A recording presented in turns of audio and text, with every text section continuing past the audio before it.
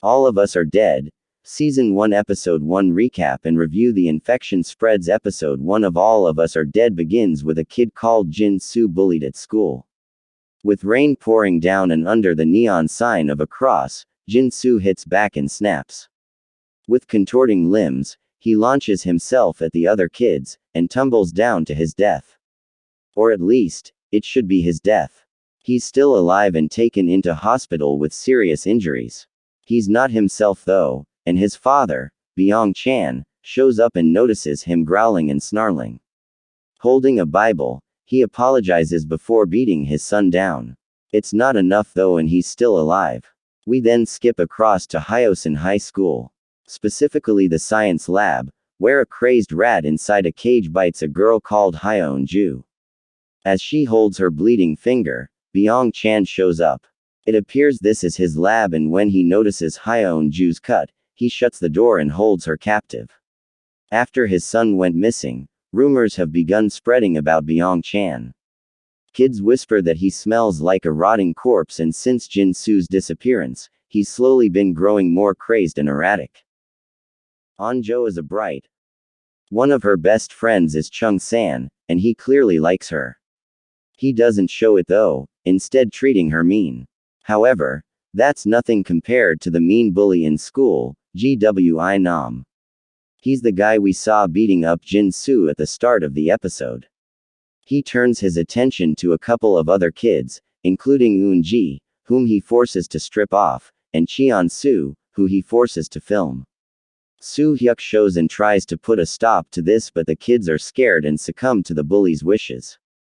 Unfortunately, things only get worse for Eun-ji, who finds herself at Myeong-hwa's. He scribbles over her t-shirt, writing in English, "I'm Joel Sexy," while in class. While Eun-ji excuses herself, he sundoes too as she feels under the weather and needs to see the nurse. Hyeon-ju comes stumbling out from the lab she's been kept in and is clearly infected. With bloodshot eyes and snarls, the teacher rings the hospital. The other kids mention that Hyeon-ju smells like a rotten corpse too. The paramedics arrive to take Hyeon-ju away, led by An-jo's father. An-jo says goodbye to her dad, potentially for the last time. Hyeon-ju is not herself and she's taken to the heart of the city. Unfortunately, when Byung-chan realizes that Hyeon-ju has gone, he's shocked and urges them to put her in quarantine.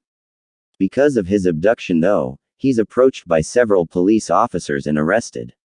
While this is going on, we learn that the school nurse was actually bitten by Hyeon-ju. It doesn't take long for her to turn, with black veins protruding from the bite on her arm. As she lies on the floor, convulsing, Gwi-nam sees her and begins filming. His friend is immediately bitten and turns too.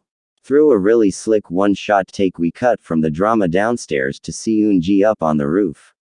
She wants to escape her living hell but just before she jumps, several infected students tumble out the window before her, shattering glass and snarling viciously. The infected continue to grow in numbers, and that poses a particularly big problem for the students inside the canteen. Among them are Isaac, Chung-san, Si-hyuk and An-jo. The latter is shocked, and as an infected arrives and pins her down, things have gone from bad to worse.